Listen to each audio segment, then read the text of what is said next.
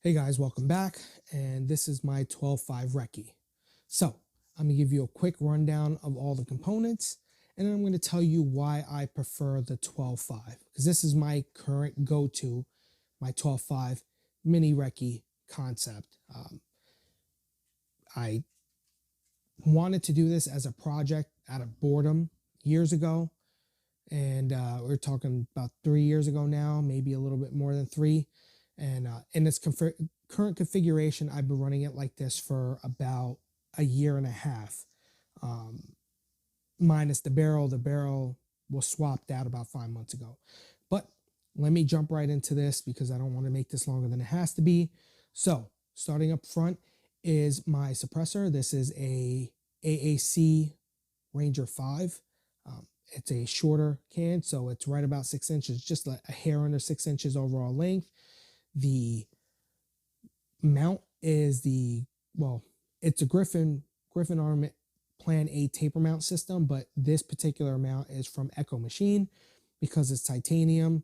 They're constantly available, and they're half the weight of the original mount. I prefer the Plan A system because they're available. The mounts are available, or at least the muzzle devices are constantly available, and they're the cheapest available option. Everywhere else seems to be way more expensive. Chemos like two something ASR mounts are like one and change, and it's expensive. So this one is sub $100, and I think it's right on par with the Reardon systems, which is a Plan B system. One unique thing I like about this can is that while it's not flow through or technically a low back pressure can, it is lower back pressure because the bore is 6 millimeter, allows for gases to escape a little bit more, but it doesn't really contribute to an increase in sound or port pop or anything like that, or that first round pop. So I like this suppressor a lot. It was available at the time. I got $100 off the cost of the can plus a free tax stamp, so it was a no-brainer for me. The mount or the muzzle device is the Griffin Armament Stealth Break, something like that. I'll annotate in the video, but it was the only one that was available. And since this has a shorter blast chamber, I had to make a on-the-fly decision while parts were still in stock. This was right around the height of the lower tax stamp times for the Form 4. So people were buying everything they could. All that is attached to a Criterion Core 12.5 chrome line barrel with the carbine system. Very nice barrel. Really like the profile, like the weight of it, and it shoots exceptionally well. The gas block is from Cross Machine Tool, and it's a .625 gas block because of the taper profile that Criterion utilizes on their core series. But it's a really good gas block. It's not adjustable, and I didn't need it because this barrel is gassed very well, even for suppressed use. Carbine gas tube, that's stainless steel. The handguard that's housing all of this is the Midwest Industries combat rail, and I really like them. They work really well, they're affordable, and they just look really nice. I like them a lot. They lock up really nice. They have really beefy anti-rotational tabs, and they're just good. I really like these. For the core of the build is the upper and the lower receiver.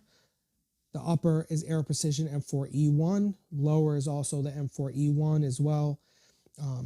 Both the upper and lower are utilizing the Aero Precision upper and lower parts kits. The lower parts kit is minus the grip and the fire control group.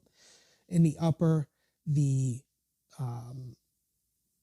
BCG is the Palmetto State Armory Fathers of Freedom BCG. It was on sale for like $100, and they're basically the same thing as a Sons of Liberty Gunworks. They're almost identical, except the Sons of Liberty Gunworks does high pressure test their bolts, as opposed to the Fathers of Freedom line. It's just magnetically particle inspected. So almost a 1-for-1, and you're saving quite a bit of money, and it's been rock solid.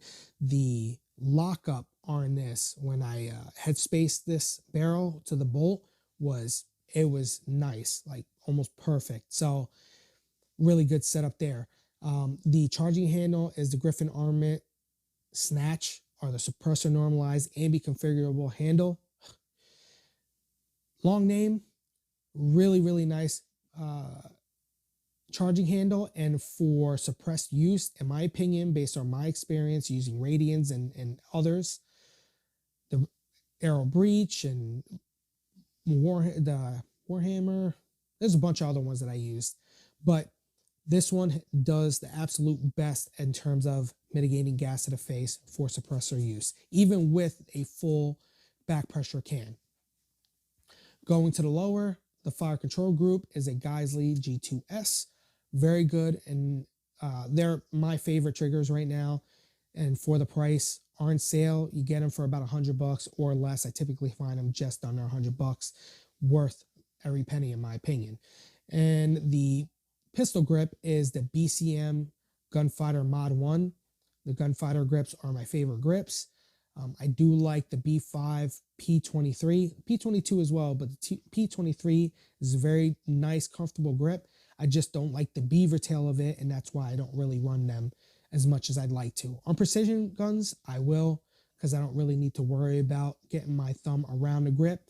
But for more like fighting rifles, I don't really like the P23 grips because of how my thumb knuckle down here tends to hit off of that beaver tail, and it makes sweeping that safety on and off a hassle because I have to break my grip to do so, and I don't like having to break my grip.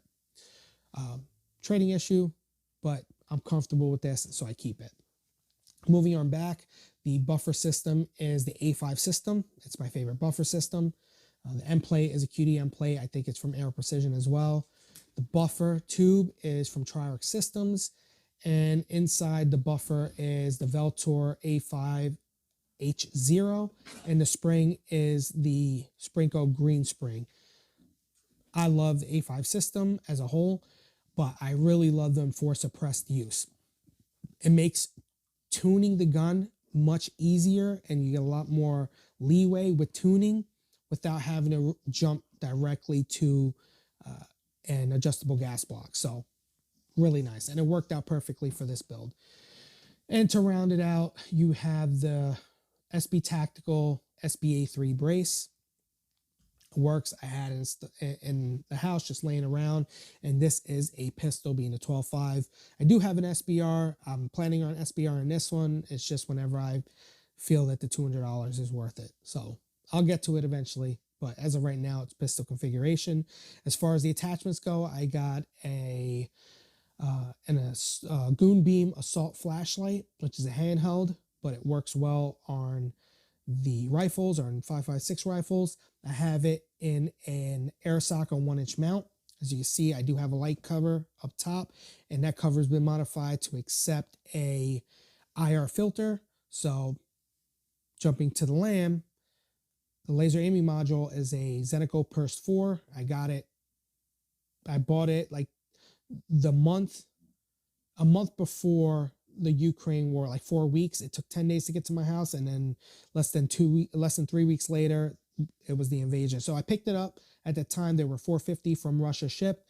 Now you can't even get into one for less than $800 used. But because it doesn't have the illuminator like the Purse 3 does, I modified this guy to work as a quasi illuminator for indoor use or for extreme low light use. It works very well, and it didn't cost me much. Moving back to the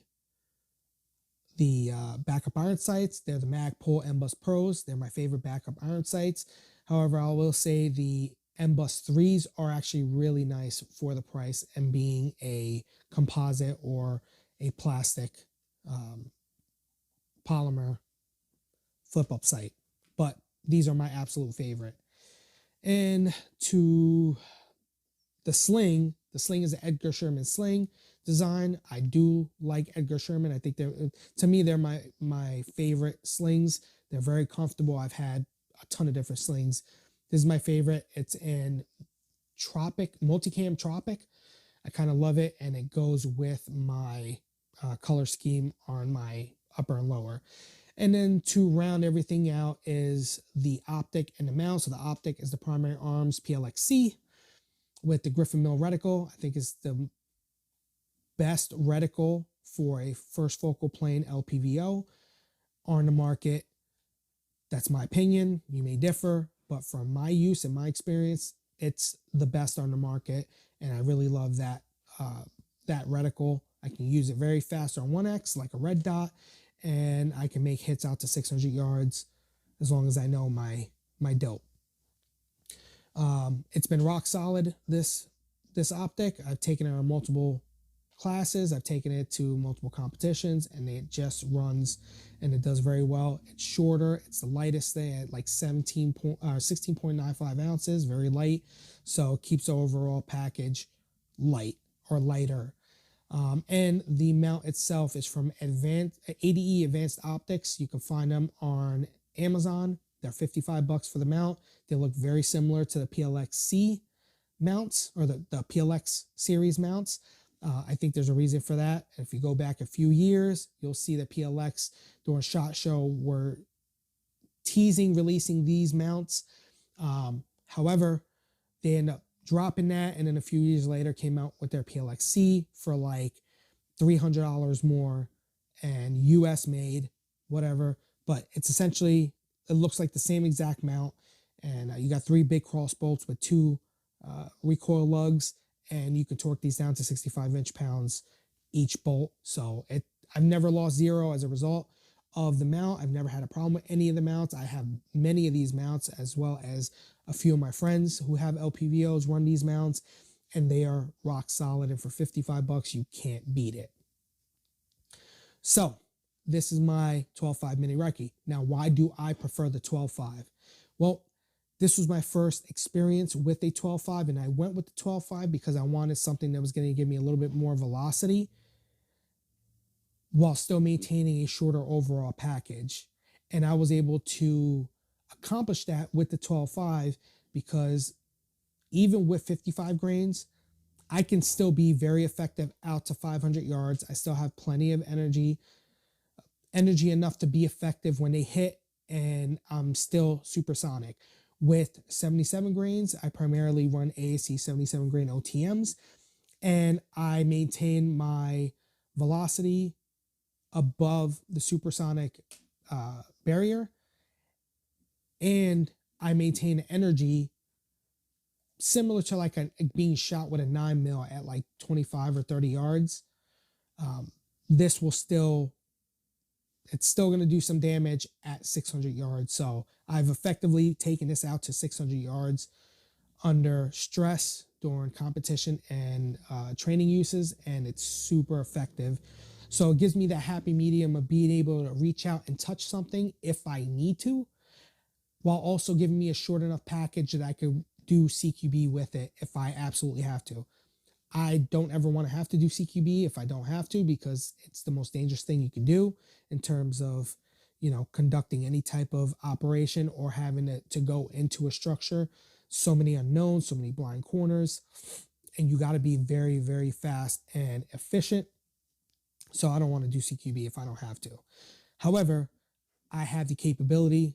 If I'm out, I hear my family screaming, I can run in the house and be super fast and work through thresholds and all that without this being super long. Even with the suppressor, it adds about 5 inches of length, a little over 5 inches. So I'm about 17 inches overall length for the barrel with the suppressor.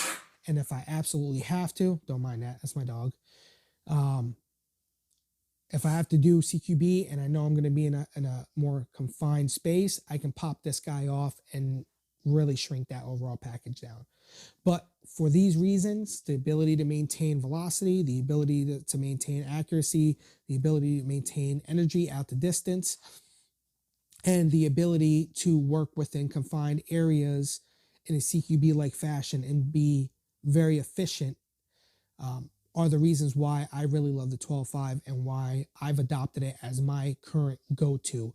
Now, I still love the 16. I still love the 14.5. 14.5 is always going to have a place in my heart from my days carrying an M4. I have a 10.5 suppressed. You guys have seen that. If you haven't, I've done videos on it.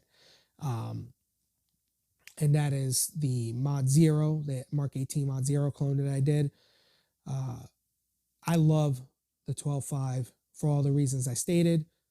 If I'm doing more dedicated vehicle stuff or anything like that, I can run the 10.5. Or if I'm doing dedicated CQB going in and out of structures, or, you know, theoretically VBSS or anything like that, the 10.5 makes a lot more sense to get the shortest package you possibly can. But all in all, the 12.5 is that happy medium for me. I live in a state where I can get SBRs or I can run pistols, so I don't have to worry about being put in a box, and why some people prefer to go with like a 13.7 or a 13.9, because they get the shortest overall package they can while maintaining the 16-inch legal requirement per the NFA. So all that out of the way, this is why I like the 12.5. I'd love to hear what your favorite barrel length is and why you prefer that barrel length. There's no wrong answers. It's all preferential. These are my preferences. And, you know, you have yours. And I'd like to hear them, because I don't, telling me that you like something doesn't tell me anything at all. All it just says is that this is what you prefer. But I like to learn the why. I like to understand why people do certain things and why they like certain things. So let me know what you like and the why behind it, and we can have that conversation in the comment section below. And I will catch you in the next video. Thank you. Put out the center, and I put a IR lens on there. So while outdoors it's not the best, indoors it works great, and that's really all I need it for. As far as the backup iron sights, I'm a huge proponent of the Magpul M-Bus Pros, and that's what I have here. Going up to the optic, the mount is from ADV Advanced Optics or whatever it is. I got it on Amazon. I bought one years ago. I believe the company that makes these was the company that was supposed to make the PLX mounts for Primary Arms, and then eventually that fell through, and Primary Arms makes their own now here in the US. However, these are like $50 mounts, and they're super rock solid. Sorry, my dog is being annoying. What do you want? Come on, go. Take your toy and go. Anyway, go lay down. Come on, go lay down. You need to go. Go lay down. Come on, go. She's just staring at me. Go lay down. I'm trying to film here. Can I film in peace? And here she comes. She's a rescue, so now that she has a forever home, she's up my ass all the time. Love her, but she can be clingy. All right, come on. You got to go. Down. Trying to get back on topic. And here she comes. You got to go. I know. Stay.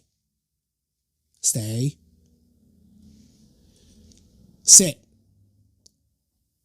Stay. Sorry. Back to that mount.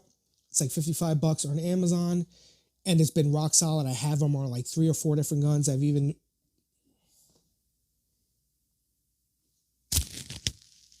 You're hitting my mic. Come on. Come on. You got to get down. You got to get down. Got to get down.